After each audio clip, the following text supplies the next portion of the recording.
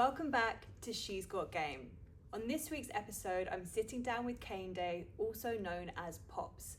We are talking about her journey with grief, her journey with cancer, and how she managed to navigate through both of those to a place of joy and happiness with everything that she does. We're also talking about her slightly controversial and mine opinion of 75 hard and how to create sustainable discipline that will actually last a lifetime. Let me know what you think, as ever, in the comments below. I hope you enjoy.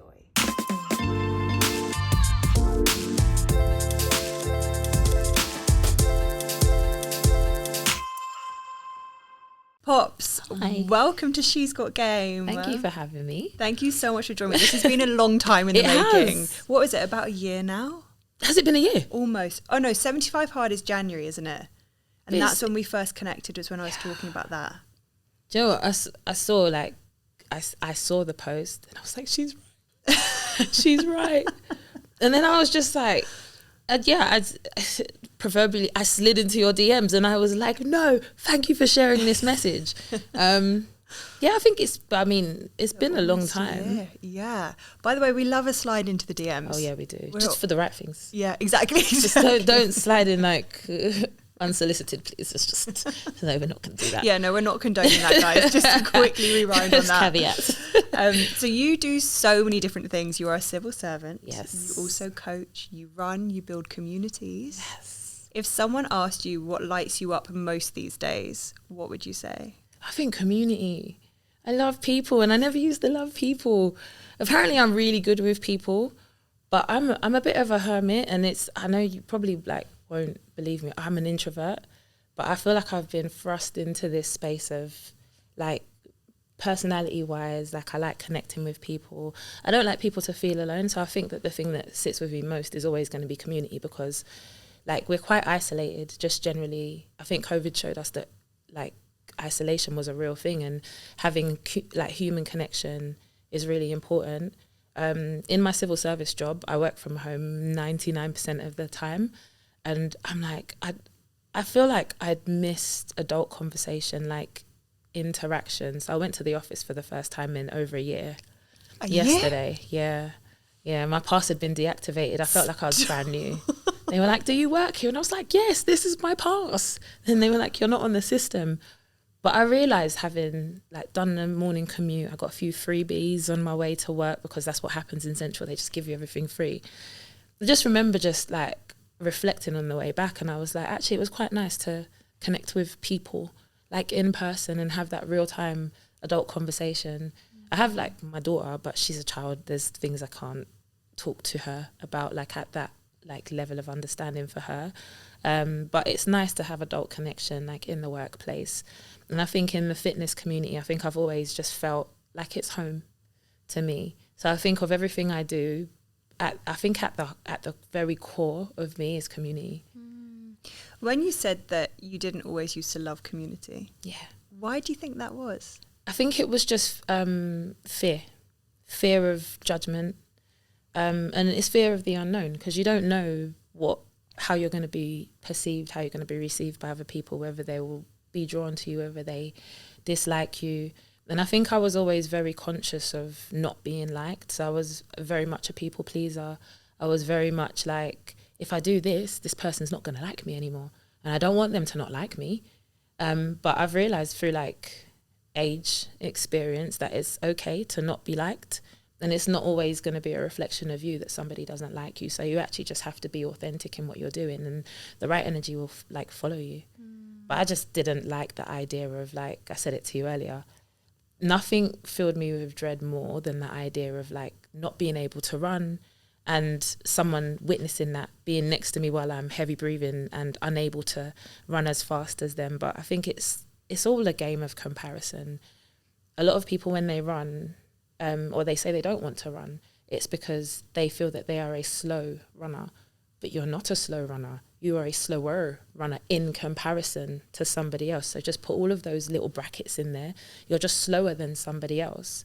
Your run might be somebody else's walk. Your jog might be somebody else's run. You don't know. But if you're constantly playing that comparison game, then you're never going to get where you need to go. You will never start, because you're just going to have this fear of, I'm not like I'm not good enough.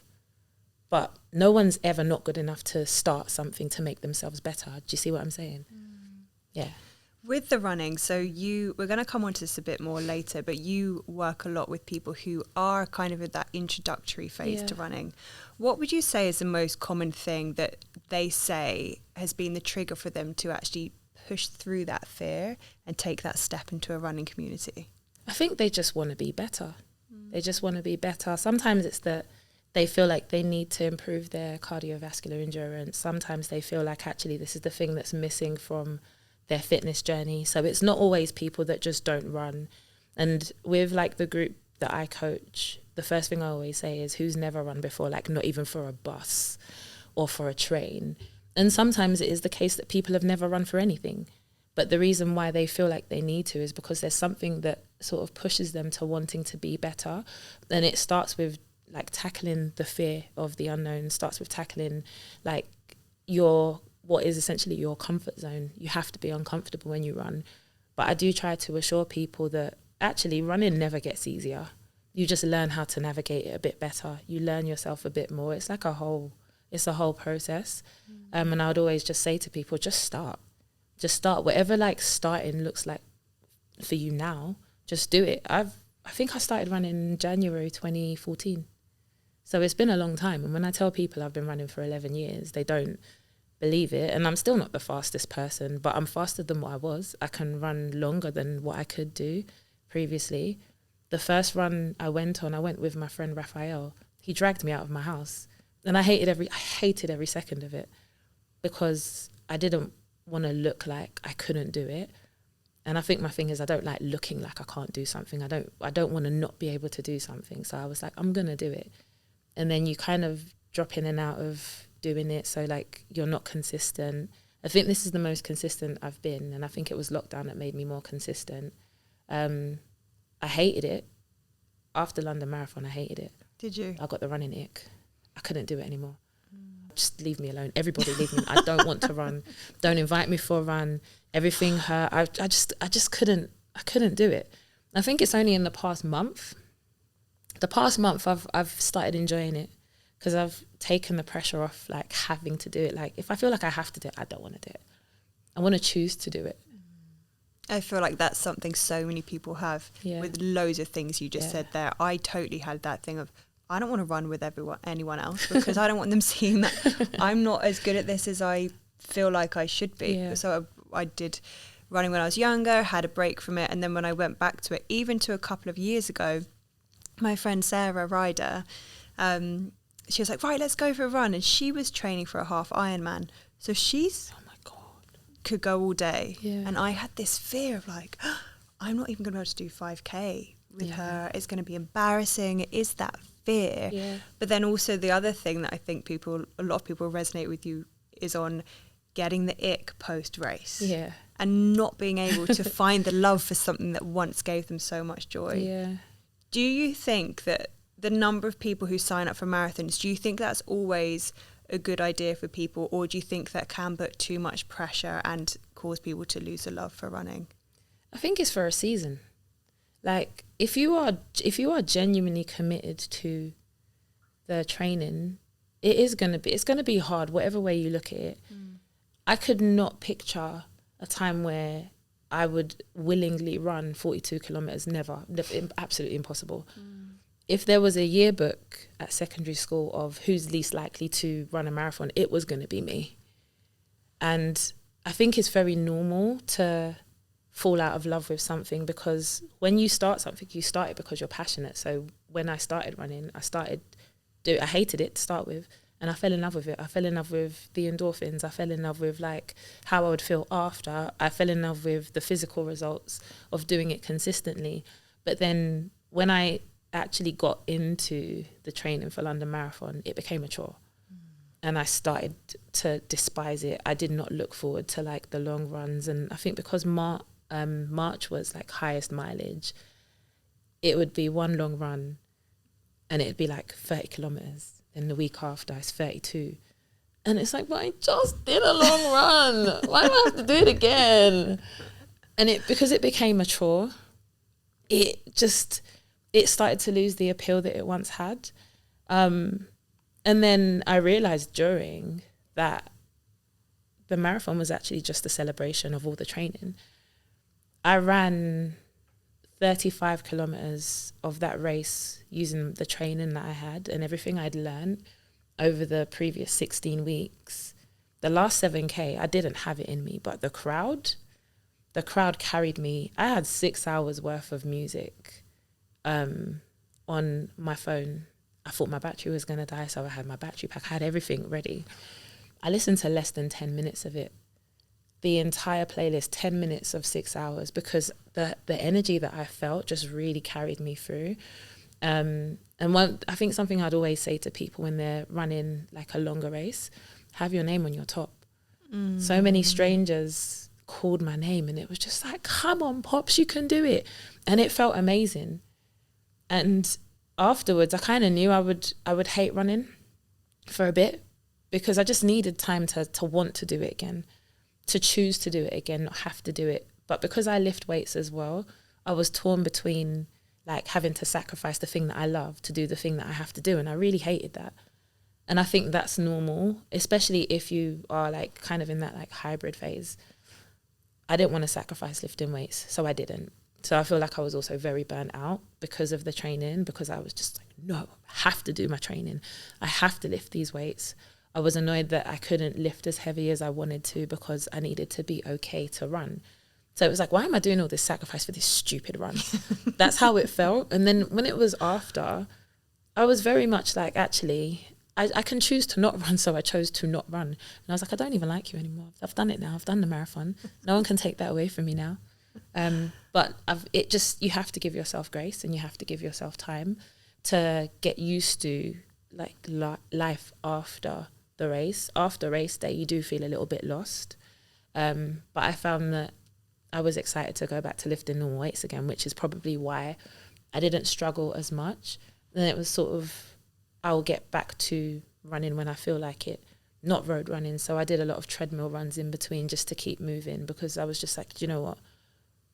I did see value in doing the running, but I didn't want to be forced to do it. And it felt like following a training plan, you're forced to do it because if you don't do it, you're going to get injured. If you don't do it, you're not going to be able to perform on race day. And there was a lot of pressure around that, I felt a lot of pressure. And because I've got my daughter as well, I had to navigate parenting while training for a marathon, and that was really hard. She's such a trooper. I think the most she did with me was 21 kilometers. She ran 21K with you? No, babes. She was on a line bike. Oh. And then she got tired of cycling on the line bike because it went out of zones, so she had to manually. Oh, okay, that is actually really hard when the electric turns off. The line bikes are heavy. But she was honestly so supportive. She used to come on like runs into central London with me, but I don't know if my pace was so much faster, but I don't know if it's because she'd like go rogue and cycle past red lights, and I don't know whether my heart was just couldn't take it. So I was just chasing her. I was essentially chasing her on a line bike and screaming because she had headphones on. I'm like, stop! That was tough as well. But I just genuinely think that it's normal to feel those feelings towards something that you maybe were really passionate about. It's easy to fall in and out of love with it. But you find it again. Like, you find it again. I think that's really magical for people to hear, because I think a lot of people feel pressure post-race to not lose the fitness that they've built up, and they feel like they've reached this amazing crescendo, essentially, this climax, and then they're like, well, now what? And you hear about this all the time. So hearing that you actually navigated that, you gave yourself the space and the grace to naturally find the love of running, love for running again. It's so amazing to hear. I'm happy with it. I went on a run this morning. I was like, I absolutely need to run today. I think at this point, it's just more for my mental, just the movement. Like I get filled with joy, just moving, just generally. And you ran the London Marathon for Black Women Rising, right? I did. What did that moment represent for you? Do you know what? So I was diagnosed in 2022 with a myxoid liposarcoma on my left hip. And I found it because I'd been running and I'd lost loads of weight. So my arm brushed it. And I was like, oh, it feels odd. What is that? And then I messaged 2 of my best friends and I was like, hey, I found a lump, and went to get it checked out. I think the GP systems were still very much in COVID phase, so there was still a lot of like online consultations and that. Then I was doing a back and forth with loads of testing, and they kept sending me to the Royal Marsden in Sutton. And when they initially said they were going to send me there, I was like, but that's a cancer hospital. And they said, oh, there's nothing to worry about. So I didn't worry. And I was doing all of these train journeys to Sutton, not worrying about it. When they were talking about biopsies, I just didn't worry about it because they said, don't worry. And you guys are the experts. So why should I worry? You said that there's nothing to worry about. And then the day before I got diagnosed, they called me and they said that I should come in for my consultation. And I was saying, well, no, because 1, I don't have childcare, and 2, it's a telephone consultation. They said, well, no, actually, we need you to come in. And I was like, I'm not going to lie. I am not going to come in. I cannot find the childcare to come. It sounds like it's going to be bad news, so I would rather not bring her with me to find this out. They said, okay, we'll give you a call. And they said they were going to call me at 5 p.m. the next day. So the whole night, that was the first time I actually did start to worry. And I messaged both of my brothers and I just said, look, I think they're going to tell me I've got cancer.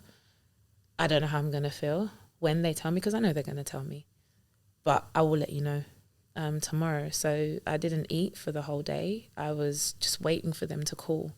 I was waiting by the phone, and I had to be normal for my daughter because at the time she was 6. I had to be normal. I had to be a mum and cater to her. And she had gymnastics after school. So I had to pick her up from school, take her to gymnastics, the whole time knowing that I'm going to get this call that is literally about to blow my whole world apart. And I sent her off to her gymnastics and I was just sat at my laptop because I was still working. They called me at 4:57 and I remember it, like, it still like sends shivers down my spine because I knew what they were calling me to tell me.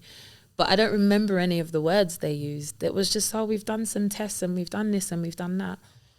And they said, oh, do you have any more questions? Or do you have any questions? And I said, yeah, I've only got one. And they said, what's the question? I said, are you telling me I have cancer? And then they said, yeah. And, you know, like in the movies, when it's just like white noise and everything goes out of focus, that's exactly how it felt. And it was just so surreal. And I'd spent so long trying to be fit.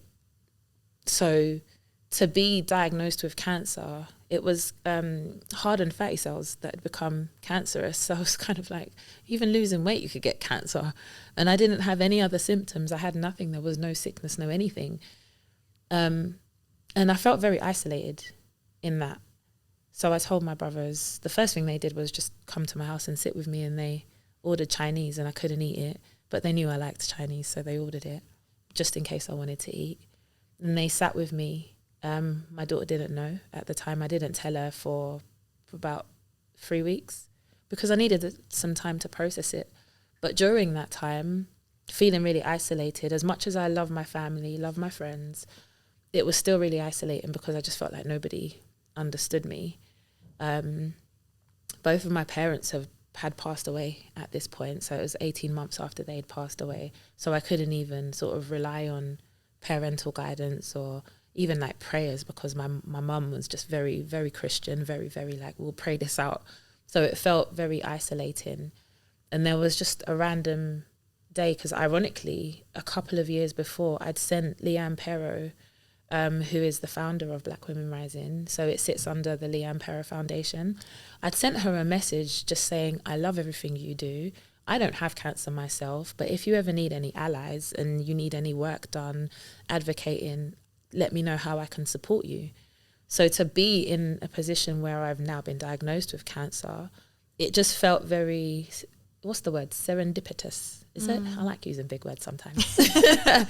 I got a little parcel through the door, and it was a magazine just telling me all about Black Women Rising, telling me all about cancer that affect women of colour specifically. And it kind of just signposted me to where I could access very relatable support. Because I think the problem is there's not enough of people who look like me in the literature. So when I got my diagnosis and they told me what the treatment was, they were saying things like, oh, your skin's going to go red. And I was like, my skin doesn't go red in any scenario. So this is not relevant to me. What color is my skin going to turn? How am I going to feel? And I felt at that point that I'd found a tribe. They were so supportive. And as soon as I had got through that season, all I wanted to do was pay back. And because I felt like the only way that I could pay back was through my fitness, because I've always relied on fitness through breakups, through grief, through so many things, it felt like the only way I could give back was to run. And I remember hounding their operations lead, and I just said, "You're a charity. Do you ever get London Marathon spots? Do you ever get them?" And I know I was really annoying, but I was like, I just really want to do this for you guys. Like, I really, like, if there's a way I can give back, please let me do it for you. And then just out of the blue, I think I'd been manifesting it, because I started running and I was like, you really want to run London Marathon, but that's 42 kilometers, but you're only running 5Ks at the moment. How can you run 42 kilometers with a 5K mentality? You need to step it up. So I think I randomly ran 16K one day, and I was like, that felt all right. And I just didn't stop the only reason I did stop was because I had to go to an event in the afternoon. And I felt really good. And I think maybe a week after that, I got the call to say, we've got a space to run. Would you like to run it? And I was like, yes, absolutely. And I was like, wow, looks like I'm going to run London Marathon. And it felt like a really good idea until maybe 3 weeks before. And I was like, yeah, I don't want to do it anymore. I don't want to do it. Who is running 42 kilometers by choice? I know. It's wild. It's amazing. Have you done a marathon? I haven't. Yet? I've done a half. Do it. I love how did you just say yet? Yet. Yeah, yes. no, okay. Yes. I love that. I don't know. I feel where I am right now, I am more intrigued to see what I can do going down in distances rather than going up. Who knows what will happen in the future? Yeah. I have the utmost respect for anyone who runs full stop, let alone a marathon. It's an incredibly long way. Is. But yeah, no, right now I'm 10K is my next thing. Okay. You never know, ask me in a year. Maybe less, who knows? The power of Popz. Let's see what can happen. Your experience with cancer, did that alter how you viewed what it meant to be fit and well? Yeah. In what way? So when I was younger, I was always really overweight. So at my heaviest, I was always the biggest child, the biggest cousin, the biggest friend. So I was like, in primary school, I was really big. In secondary school, and I was bullied because of my weight. I went to boarding school in Nigeria for a few years, lost loads of weight. Then I came back and I put it all back on again. And I was just very, at like my largest size, I was like a size 22. And it was really hard to navigate, like being in that space. I think I found that initially I enjoyed the physical benefits of it. I liked being given compliments. I liked being told, you've lost weight.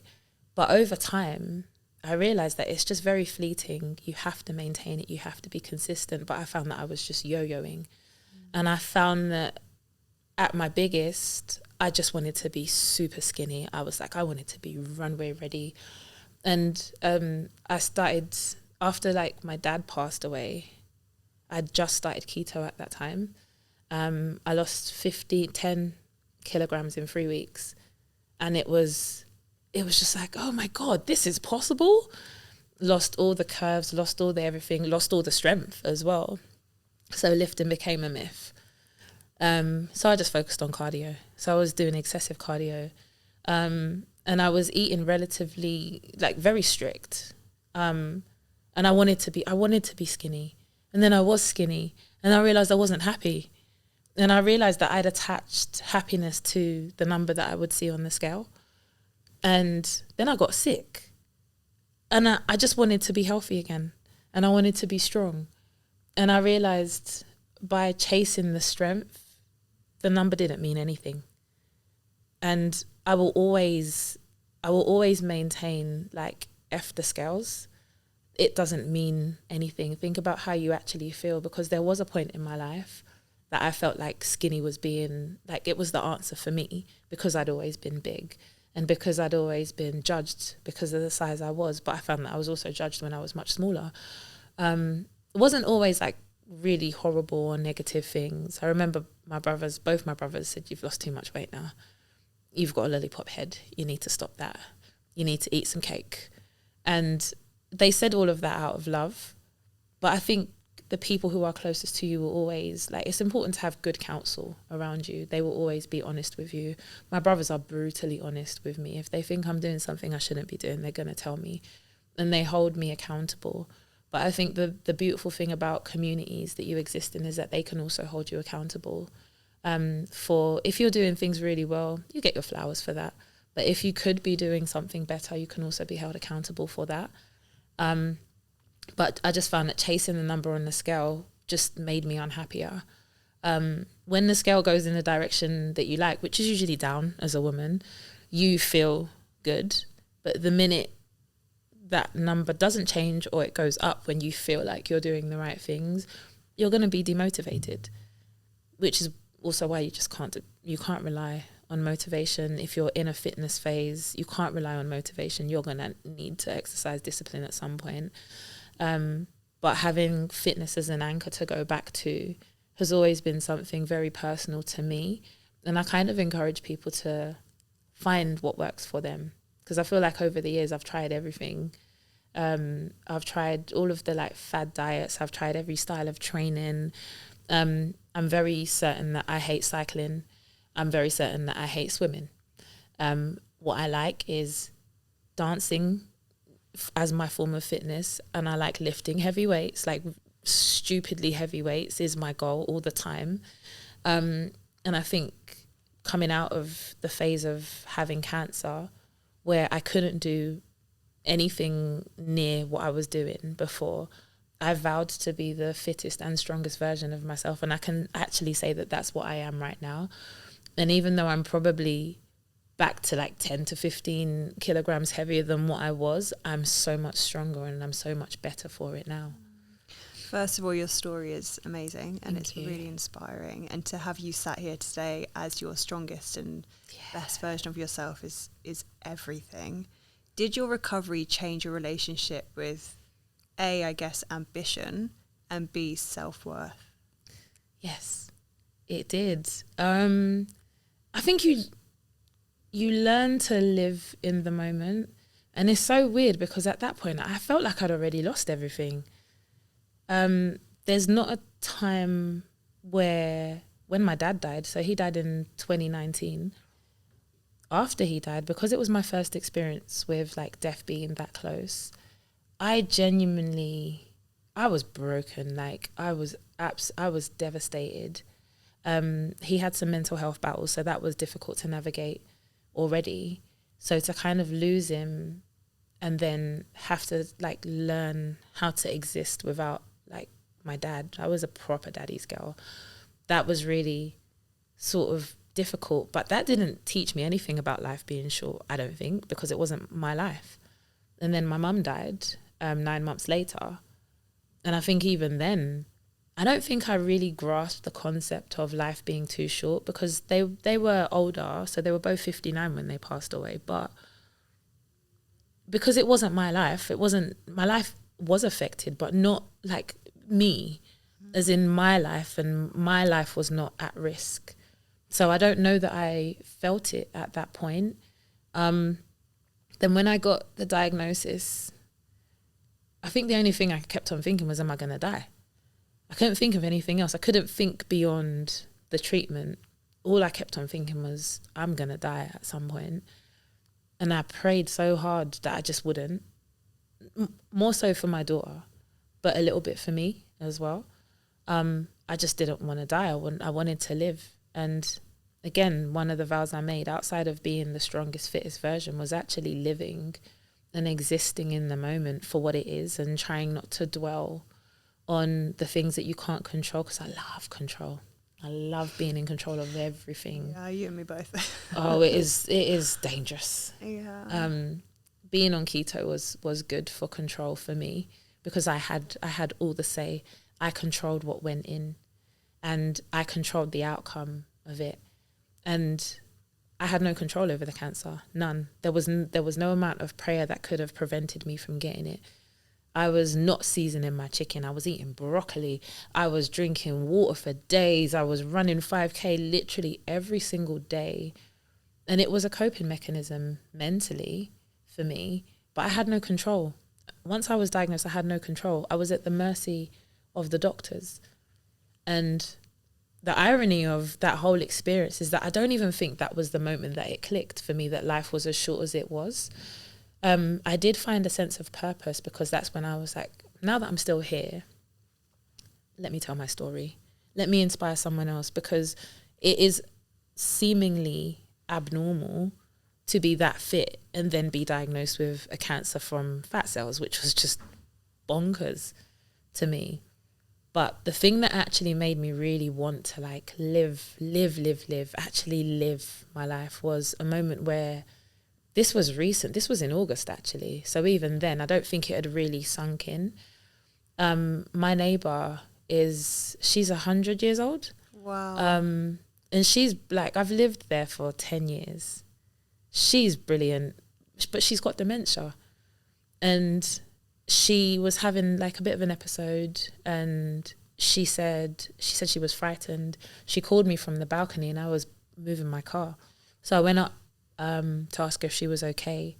She said that she was really frightened because she was alone, but she had a husband. The husband had just gone to the shops, because it's just the two of them. No one comes to visit them or anything like that. And I remember I'm in an iron about going out that weekend. So it was carnival weekend, and I was like, I don't know if I want to go. I'm not sure if I want to go. And I remember just like looking at her. She was asking for water. Then she couldn't remember where the water had gone. And she was just like, can you come to me? Can you help me, please? So I called the care service. They said they didn't know where her husband was. So I called the ambulance, because I didn't know. She seemed very sort of short of breath. And I called the ambulance, and then they came. They were in the house with us. They were asking me all of these questions. I realised that I didn't know that much about her, because you just kind of exist. You coexist. As long as there's no problem, you don't need to know anything. And I remember her sitting down, and they asked where her husband was, and she said, I don't have a husband. And I was so shocked by that.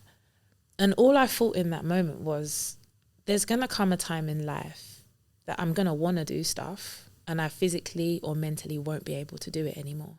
So this is the point, really. You should take advantage of it while you have the movement, while you have the capacity physically and mentally. Just do it. You might not be here next year to do it. You might not be here tomorrow to do it. And from then, I've just really, in my mind, just reinforced the idea that if I died tomorrow, I want today to have been the best day I've ever had. And I think even having this conversation with you now, I know that I would have done something intentional, something that made me happy. And I love myself so much. I don't think I'd ever been in a position where I love myself so much. I love myself more than my daughter. I love my daughter to bits, and I love her like, I can't even put, like, my heart would burst with how much I love her. But me, I have to be the very best version of myself. In order to be anything to her, I have to be the very best version of myself. And like channeling my inner queen, channeling my inner strength, channeling everything energy-wise and radiating the energy that I do, it's come through a lot of pain. But as a result of that, I value myself so much. So anything that doesn't pour into that, I'm just not going to align with. At what stage do you feel like you really hit that point where you started to really love yourself? Because when you're in that point of yo-yoing, was what you said, didn't you? Either yo-yoing or doing extreme things to almost shrink yourself and thinking, when I'm this weight or this size, I will love myself more. What was the real turning point for you where you started to feel about yourself how you do now? I want to say there were 2 points. I think it occurred to me 2 points when I was having treatment, because I really tried to maintain the strength, because I felt like I wanted to control that as well. So I remember trying to do a squat and crumbling under the weight with no support, no nothing. And I didn't want to ask for help because I'm very stubborn. So I tried to do it myself, and then I failed miserably. The bar came crashing down on me. And it was really indicative of the fact that my stubbornness just means that I'm making myself worse, and I will make myself worse. And it made me very angry because I could lift that weight before. I also attempted to run a 10K I put the settings on hard when I was like having treatment because I refused to let it defeat me. So I tried to run a 10K, couldn't do it. And I remember just being so angry at myself and just saying, you know, I was literally very harsh and said, like, you're useless. You could do this before. Like, what's wrong with you? Why can't you do it? And I realized I needed to grieve that version of myself because she was dead. And it sounds really morbid, but that version of me doesn't exist anymore at all. And I needed to learn to meet myself where I was. Because I'm a PT as well. I'm so kind to other people, but just don't extend that same grace to myself. And I realized I was just so harsh.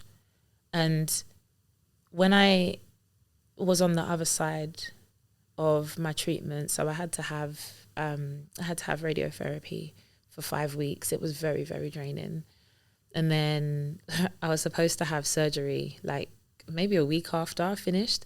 And I said, no, I don't want the surgery because I've got a holiday to Mexico in 2 months and I want to go to that. I don't want the surgery. If the tumour's going to grow back, let it grow back. We'll deal with it then. But I want to go and enjoy myself. And I remember looking at myself on holiday thinking this is a really happy version of myself, knowing I was going to come back and they were going to butcher my body and then whatever was going to be would be. But I wanted to be healthy again. And I think that's when the notion started to set in of actually the number on the scale doesn't mean anything. It doesn't mean anything. But I think especially as women, we just attach a lot to the number on the scale. We don't even think about how we feel inside, and that's hard. And I know I'm not the only one who feels like that. I think everybody can resonate with an element of attaching how they feel to a particular number. And I remember asking my friend to be like my coach because I knew I was going to be too harsh on myself. And I was like, I want to lose 10 kilograms. And he said to me, why have you put a number on it? And I said, because I feel like I would feel this way. And he said, stop. And I was like, why? And he went on to explain like how to feel, how to assess like your progress outside of the number. And the minute I took the focus away from the number on the scale, I started to feel better about what I was doing and how I was looking instead of what it said on the scale. And I actually threw my scales away. Love that. I have scales now. And the only reason I have them is because I just wanted an indication of where I was. Because when you're kind of working towards a goal, be it like fat loss or muscle gain, you need to know how much you should be eating. So it's good for that, but it shouldn't be the sole measure of your progress because it's going to show itself in other ways. I think my mood has changed a lot. I feel great about myself all the time. I dress like I love myself. I dress how I feel. I think my style's quite androgynous, so I'm tracksuits and beanies. This is like my favorite time of year. But I can also throw on a dress and heels, and I'm very like versatile, and that comes with me wanting to feel a certain way. And I just kind of feel like none of that is attached to the numbers that are on the scale. But I feel great about myself, and I don't know that can ever be taken away from me because it's here now. So I just feel like it's here to stay. How did you even begin to process all of that whilst holding it together, not only for yourself, like you said, but also for your daughter and kind of protecting her childhood in a way and her ability to still be a child when you just lost both of your parents? Yeah. Sometimes you have to just fake it till you make it, you know. When my dad died, then when my mum died, and even when I had cancer, I never told her straight away. I needed to process it for myself. And in a little bit of a selfish way, I didn't want to worry about what she thought. I wanted to worry about what I thought. So I didn't tell her that my dad had passed away until about 3 weeks before we buried him. Same thing with my mum. Because how do you explain to a child about death. I had to learn how to explain things to her in a way that she would be able to understand, and in a way that I would then be able to support her. It was difficult because I still feel like I'm like, how am I the adult? You know, I'm still a child myself. The inner child has never died in me. And now I have to explain to this person that I'm responsible for that your life as you know it is now different, while I'm sort of navigating my own feelings. And I didn't know how to cope to begin with. So I was drinking, and I drank a lot. I would down like a whole bottle of wine every night because it felt like it was the only way to cope. And in hindsight, that looks bad to drink that much, especially when you've got responsibilities.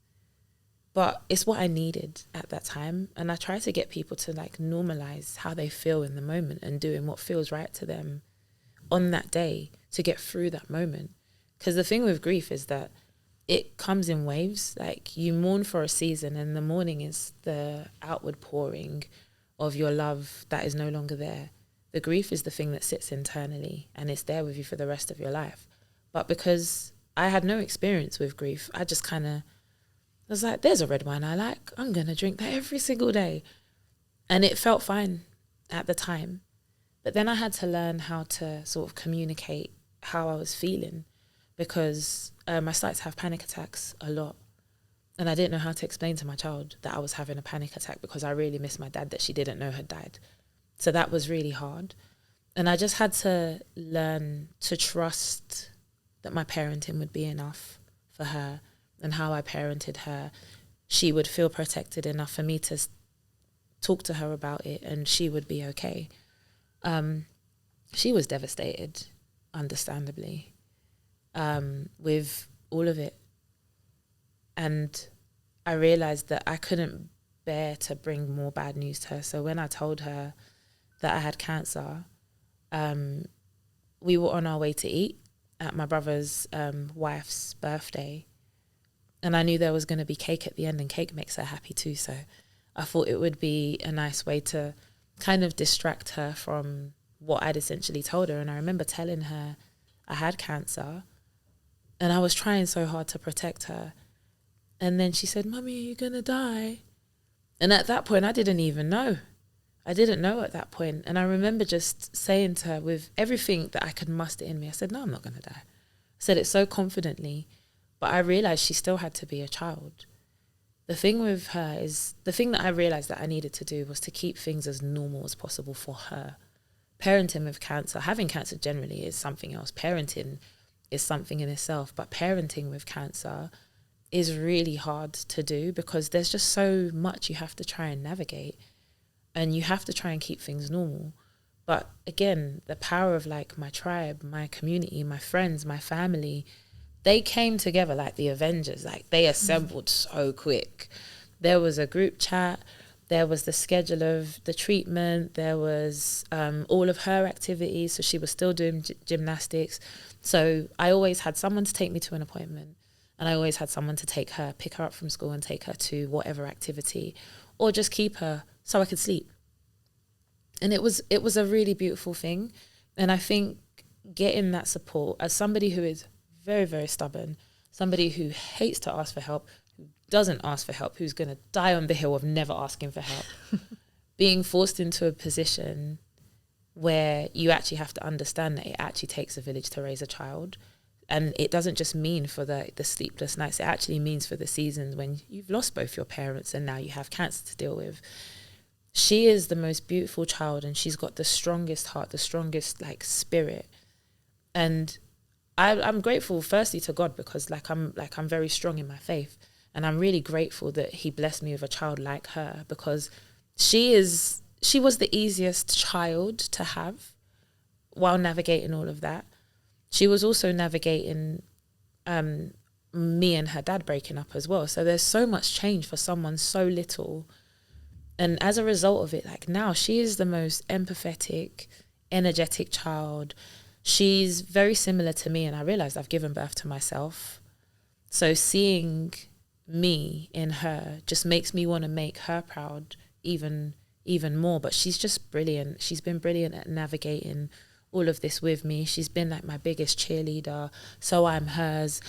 And I think just trying to keep it together, I think initially I just had to understand how I felt about each of the situations before I was able to communicate that. And I feel like that's always the best thing to do. Yeah. If she was to listen to this interview, what's one thing you would hope she takes from it all? That she's loved no matter what, and that any situation she's been in does not define her. I try to make her proud every single day. So I'm making sure I'm presenting myself in a way that if someone said, "Is that your mum?" she'd be proud to say it. I'm proud of her. I'm proud of everything I've built with her, for her. And I'm proud of everything I will continue to do. Because it's legacy, isn't it? It's like leaving something behind for your child. It's giving them something to look up to. So it's things like my mum was a single mum, but she worked really, really hard. My mum managed to get through these seasons of her life, and she was still able to smile. She was still able to like pour into other people. But there was a time in my life when my dad died, especially when my dad died, I didn't see a time I'd ever be happy. I never thought I'd know happiness again, because happiness as I knew it was gone. Like, what is that? I don't have a dad anymore. I'm still very, very triggered by things like weddings and who's going to walk me down the aisle when I get married, and do I get a father-daughter dance? And the fact is I probably won't. No, I almost certainly won't. I certainly won't. What? But there are people who exist in that space. My uncle has been amazing. He was the brother that was closest to my dad. And my brothers have been very supportive of me, very protective of me. And I adore my brothers so much. I think when you're children, you're like, your enemies, you're always enemies with your siblings. But then you get to a point where you realize the common enemy is your parents. So you start to work together. It's so true. I think once we realize that it's divide and conquer. Yeah. When you've got your parents, they turn you against one another. But they've honestly been brilliant. And I think the thing that has united us is the fact that we all understand that we don't have our parents now. So it's about making the most of one another and relying on one another in situations that are actually really difficult to manage as an individual. Yeah, I want to circle quickly back to Black Women Rising and how that gave you a real sense of almost like a full circle moment for you through all of that grief and everything that you've been through, to come and have this celebratory moment of where you'd come and what you were standing for. What do you feel like that experience taught you about community and representation, and how you then go and conduct yourself with your own coaching? I think it just showed that there is value in being around people who have been in similar situations to you. The type of cancer I had was very, very rare. So I think even in the realm of Black Women Rising, I'm the only one who had the type of cancer that I have. But cancer it doesn't discriminate. And there is something so beautiful about coming together with women who feel your pain, they understand your fears. I'm quite a dark humour person, so I've made jokes about it. And I can't do that in certain communities because it's just uncomfortable for other people. And one of the things I realised is that I had to sympathise with people more about me having cancer. So I'd tell someone, I could like tell you, for example, I have cancer, and now I'm asking if you're okay. Yeah. Because I don't know how you're processing it. But being able to be my authentic self, my whole self, was something that I really valued from being in that specific community.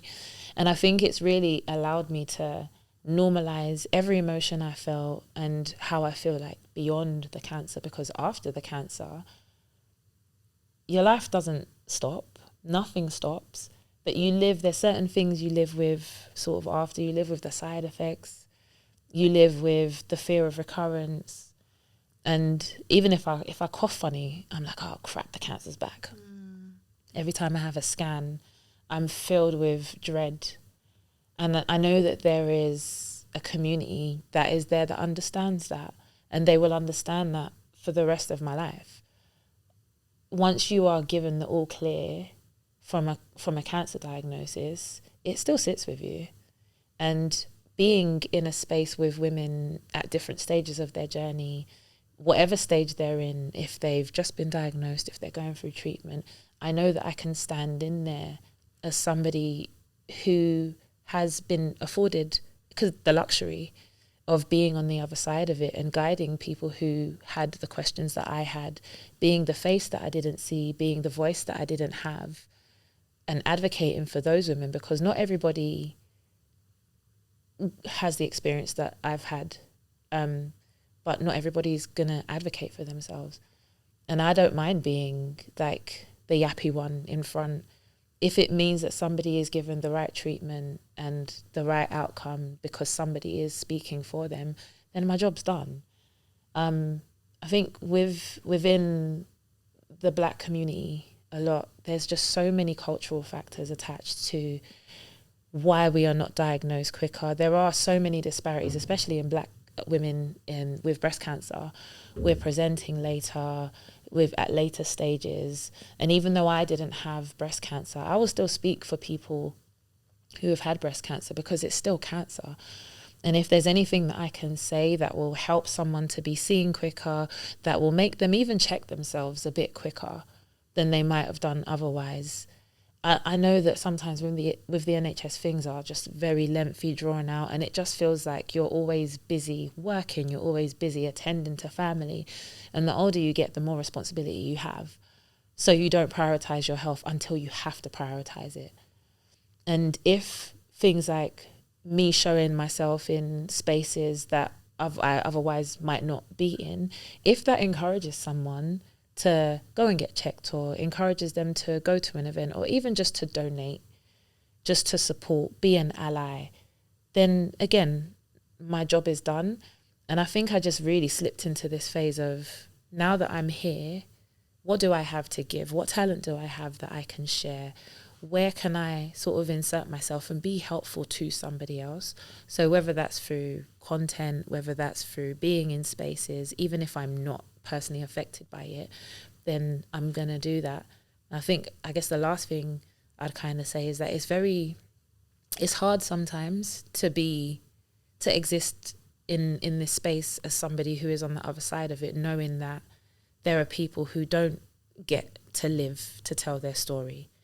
So I'm trying to tell their story for them, because cancer used to affect 1 in 4 of us. Now it's 1 in 2. And I had 2 friends that passed away from cancer in 2010.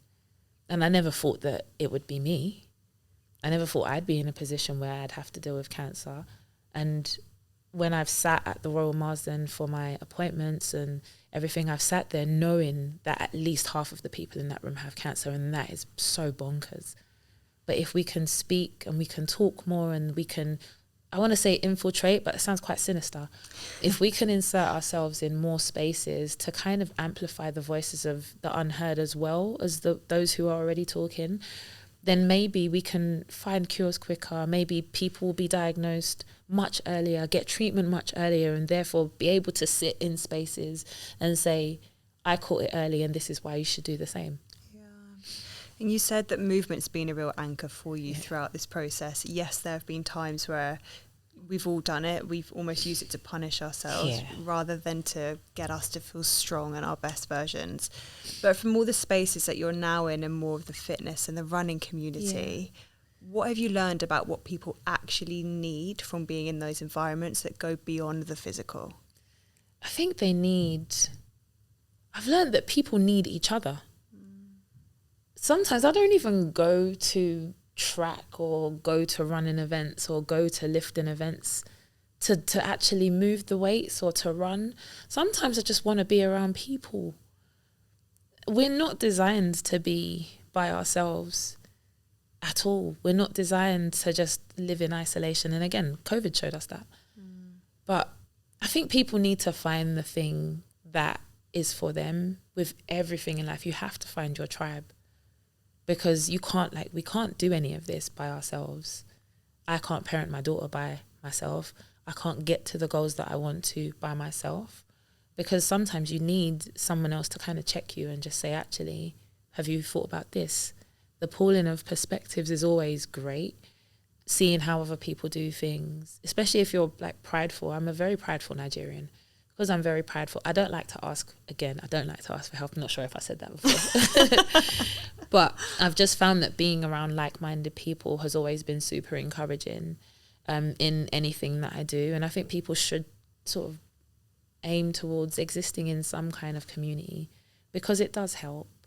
It does help. And I know there's so much going on. There's a lot of information out there, but I think it's about letting your community even find you. You don't find your community, it does find you. So wherever I sit, be it beats and bands, be it gym busy, wherever I sit in that realm of movement, I found the things that I like. You couldn't pay me to do burpees. I hate them with everything in me. I hate burpees. I don't like doing them. But I think it's more because I've got issues with my hip, sort of following surgery and stuff. So I think I just look horrendous doing them. I know they're beneficial, but I don't want to do them. I want to do the things that feel good to me. And I think people should do more.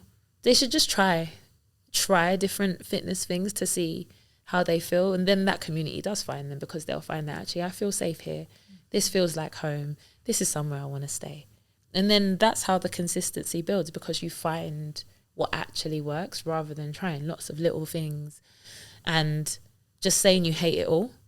There is something, but it's because everyone's like fitness journey is so individual, is so personal to them, and they know what that movement represents, which is why they have to go with where they feel like home. If it feels like home, then stay there. Okay, this is the perfect moment to talk about 75 hard. Oh God. This is how we got here, guys. This is how we connected, which we spoke about early on. So for those who don't know, 75 hard is a 75-day challenge where, I mean, let's reel off some of the stuff. What is it? It's working out twice a day. So one inside and one outside. No takeaway. No takeaways? No. Isn't it something like 10 pages of a book a day? And I think a certain amount of water as well. Yeah, there's a lot. And it's quite extreme. Yeah. And if you miss one day, any of those things, on one day, you go back to the beginning of the 75 days. What is it about this challenge that doesn't sit quite right with you? And me, I'm on the same side as you. But throw me under the bus there. Yeah. What would you say it is that you're like, not sure that's the right way to do things for everyone? It's just not sustainable. I think it's a lot of really hard habits. I understand it's 75 hard. Yeah, cool. I understand that. However, you're not only going to be alive for 75 days, you're going to exist beyond the 75 days. So what happens after? How much discipline, if you apply discipline for 75 days and then on day 76, you go back to what you were doing, what have you actually learned? Is it actually discipline? It's a means to an end. And then when you're done, you're going to revert to the exact same habits that you were doing in the first place. You may pick up bits here and there, but why not just pick up those bits just long term? Crazy idea, I know. just it's not sustainable. And I think the older you get as well, you realize like life gets in the way sometimes. So you could be doing 75 hard and your child ends up in hospital, but now because you've not done the indoor workout and the outdoor workout, now you've got to go back to day one. Where's the grace? You don't get any grace with 75 hard. And I think why I personally don't feel aligned with it is because after the 75 days, there's nothing to stop you from just picking up some of the nicer, the more sustainable habits and making that your lifestyle. So people just do 75 hard in January because that's when everybody decides new year, new me. Your new year can be September the 4th. How about that? But it's when you make that choice. I love control, and I've definitely said that. I love control, but the control isn't afforded to me by 75 hard. I have to follow someone else's rules. And then because of some arbitrary rule around missing 1 minute of your 45-minute workout, now you've got to go and start again. It's just very unrealistic for me. And this is not me slamming whoever created it. It's just about what aftercare is there in place for people who do that, and what impacts does it have physically. Physically, you may see changes, but mentally, what does that do to you if you don't do it? Physically and mentally, what happens after that? How many people have implemented the habits from 75 hard and applied that to their daily life after? No one thinks about what happens after, even at a research level, what that change does to you. Because I like control, I'm also a disordered eater. And I know mentally what that can do to someone. So being so restrictive, it can be really damaging mentally. And because we've got access to social media, there are people younger and younger and younger thinking that this is the right way to embed fitness into your life, when actually it is lots of little sustainable steps that you pick up, lots of little good habits, good in air quotes, habits that you pick up, or more beneficial habits that you pick up. That none of that is 75 hard. None of that. Why do we choose the hard settings in life? Life is actually hard enough without adding that to it. I actually, at different points in the year, I do a challenge called 100 Days of Cardio, which is it's a bit softer. It is a bit softer, but it is about building consistency, but it's also about being realistic, because we recognize that doing something every day for 100 days it can be challenging. But the 100 Days of Cardio challenge, it's essentially do any form of cardio you want for half an hour every day for 100 days. Whatever you do outside of that, that's your business, because it's already hard enough to find the time to fit 30 minutes of cardio in every single day is hard work. But it can be some of the softer things, like dancing for 30 minutes. It can be doing rigorous house cleaning for 30 minutes. But you don't have to, it could be just a walk. You walk purposefully, intentionally to the shops instead of driving. But it's about thinking, actually, where can I make this small change? So normally I would drive 5 minutes. If I could walk, it would be 15 minutes. Maybe as part of me making a small sustainable change, I'm going to walk instead, knowing that you have to do it. But I kind of feel like the issue with 75 hard is that everything is hard, and it's the order is very tall.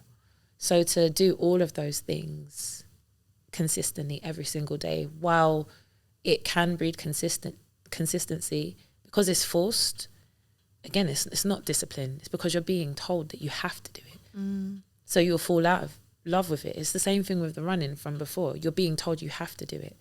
And then when you get to then, you binge on a takeaway and then you just slob around for the whole day. So what have you actually learned from it? Someone that I spoke to about it, he did it and he was like, I didn't drink alcohol for 75 days.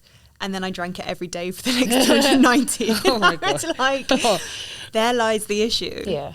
But what do you think is so appealing to so many people about this all or nothing approach? I think people like the physical results that you see. When people show the results of 75 hard, they actually only ever show their physical. Nobody talks about the mental changes.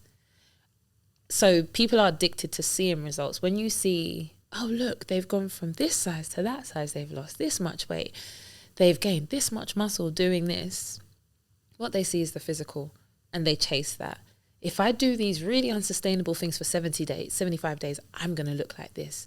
But no one talks about, how many books did you read after? How many pages of a book have you even picked up a book? What did you learn?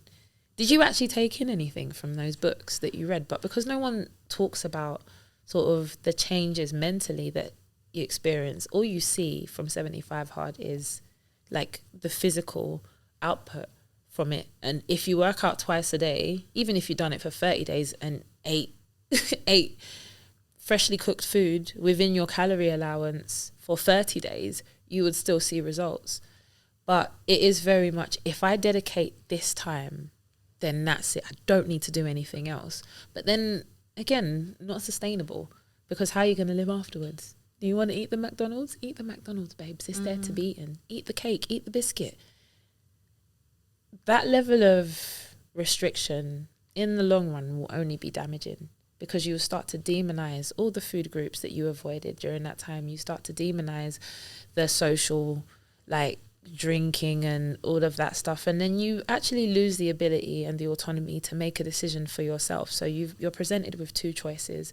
Now your autonomy has been taken away because 75 hard has decided you are not allowed to do it.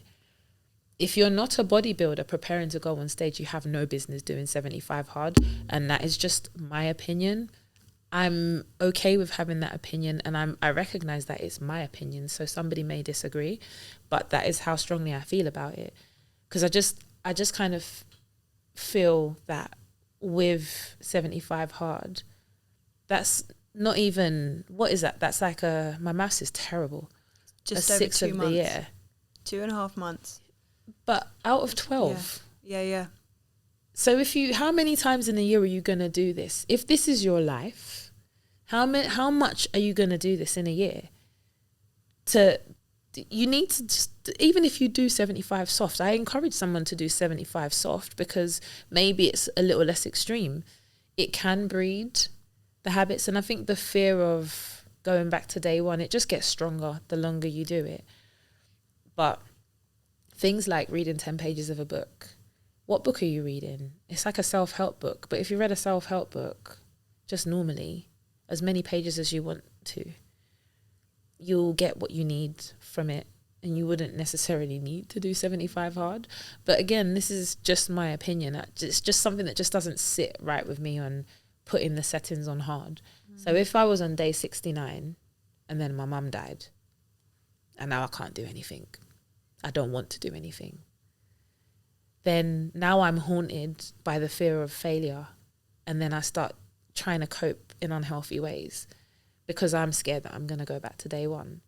It doesn't give grace, and I'm a big fan of extending grace in life because it just gets progressively harder. And it's like, not when you become an adult, it's not one problem after another. It's a series of concurrent problems.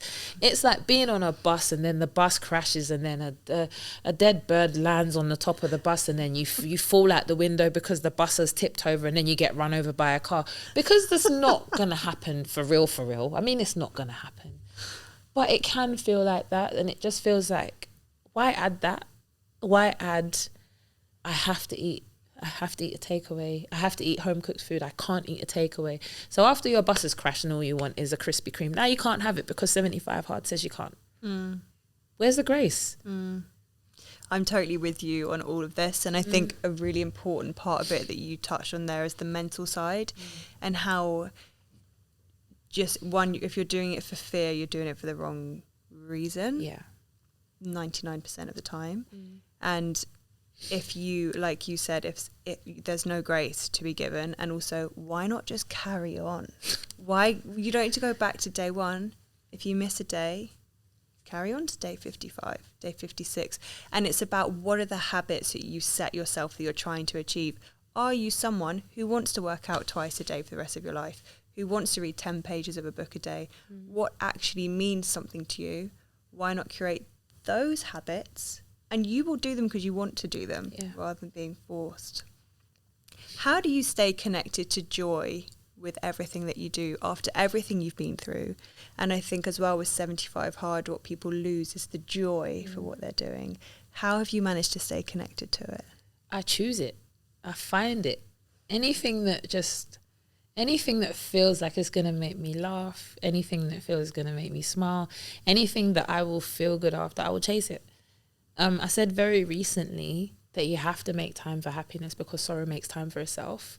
And it's something I heard a really long time ago and I didn't understand it.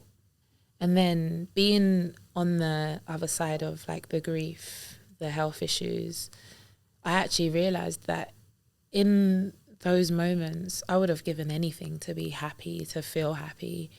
And like, I'm someone I feel music. I don't know what that terminology is, but I feel music and I feel like energies. I'm very, very like empathetic.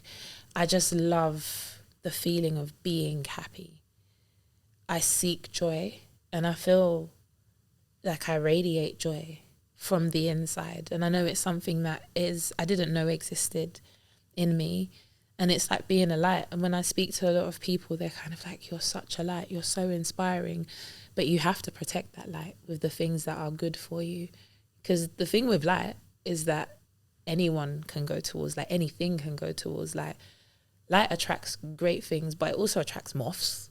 It also attracts insects. If you have a light on in a tower block and your house is the only one with the light on and you leave your window open, all of the flies are going to come into your house, all of them. But you have to protect that light. You have to, like, I protect my peace at all costs. I protect my joy at all costs. It means so much to me to exist in a state of happiness. And it's because I know how hard it can be. So I seek out the opportunities that make me happy. I connect with people who reflect my energy. And for example, you, I knew I was going to get on with you even before we met. We only met this like month, 3 weeks ago. No, it's September 27th. Yeah, we met in person. Also, can I just say, note how I remembered that date? That is a big deal. No, I think I'm in love with you because what? I love dates. I didn't remember the date. Our first date was September 27th. And it was the best. And I felt like I'd known you for my whole life. And I only ever come across people who have similar ideologies, have similar things, have a similar like outlook, even if they've not been in the same situation as me. Very similar outlook, just very positive. And you have to like check your diet. Your diet doesn't only refer to what you eat, like the food you eat, the food you drink. It's about what you're taking in around you. Your Instagram algorithm has a habit of replicating the things that you've liked or showing you the things that you've liked. So if you're liking positive things, if you see positive things, you're going to continue to see positive things. It's all that stuff about like law of attraction. You attract the things that you want. So what energy are you putting out there? And I feel like I give good energy, so I deserve to get good energy. And the minute I feel like it's off, I'm off. I love that. You have to stop entertaining the things that actually just don't serve you. I think we stay stagnant quite a bit because we stay where we're not supposed to be. We kind of chase opportunities that we already know are not for us, or we let opportunities or being told no. Like, that's the end of your world. But every person who has ever built something great had to go through a series of hardship. They had to be told no several times until somebody or something said yes.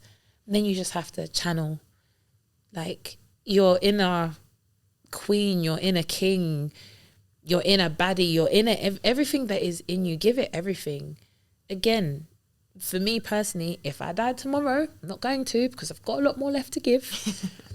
I would know that everything I wanted to say would be said. Every person that I loved would know I loved them.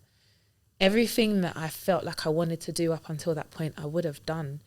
And I always want to do things that fill me with dread, things that scare me, come out of my comfort zone. Like, I want to book that random holiday because I know I'm going to be happy on holiday. I did my first just me and my daughter trip because we've always been away with people. It was the first time we'd been away to just the two of us. So we went to Tunisia. And I remember just being so happy that I was able to give her that experience through everything. She was still able to experience the joy. So sometimes it was overwhelming because it was just like, oh, Mummy, do you want to see me do a handstand? I was like, no, I don't. I actually don't. And then I was like, can't you just go and find some friends? So she was learning to build her own joy. And I would disappear off and go to the gym because that's what I do. I pack more gym wear than I pack actual holiday clothes, which is bonkers. And I found that I was seeking joy in my own spaces and pouring into myself because that's super important as well. Pouring into yourself. Self-care is so important. Just filling your cup because I give a lot. I know I give a lot. I pour into so many areas. I'm spread across so many areas. So I always want to give back. I always want to be support for people who didn't have the support. I want to be the face. The friendly face is kind of like, oh yeah, I've never run for a bus before, but here I am. I want to make myself better. And I find that it can be very draining. So even if it means binge watching Love Island, because it's just self-care, I'm going to do it. You know, but you have to purposefully seek that joy. It doesn't just come by itself. You have to find it because, again, the sorrow will make time for itself. If you had one piece of advice for your younger self, what would it be? That everything is going to be okay. That's literally it. It doesn't always mean like okay in the moment. It means just generally It will always work out how it's supposed to. I would tell my younger self, which is nice because I see myself in my daughter. I just tell her, like, not to worry about it. Like, it's going to be all right. My dad used to say it to me all the time. Don't worry. And it's Bob Marley, don't worry about a thing. Every little thing's going to be all right. And we played that at his funeral. And I remember it just sitting with me so much more because I didn't know it was going to be all right. I didn't know then that I would be here today. I didn't know that I would be on the other side of a diagnosis. And even though it's not the normal that I know from before my dad passed away, this level of normal is one that I quite like. If I had the opportunity to have my parents back, I don't know that I would take it. And I only say that because I know the pain. And I wasn't all right. I didn't think it was going to be all right. But if I had the opportunity to have them back, I just wouldn't take it because I am who I am right now because they're not here. And I don't know where my life would be if they were. I'm so grateful to them for everything they've kind of given me. And they've given me the tools to understand what it means to be a good parent. They were good parents. They weren't perfect, but they were good parents. They were great parents. And they've left me with enough that I can impart the same onto my daughter. And I would tell her not to worry. I still worried anyway. But her hopefully seeing how life has kind of panned out for me to this point, she will understand that with faith, with grace, with patience, it's going to be okay. I love that. Thank you so much. You've been amazing. Oh, thank you. Thank you for having me. This was fun. Oh, anytime. Fun. Thank you so much. No, don't say that because I'll be back here tomorrow.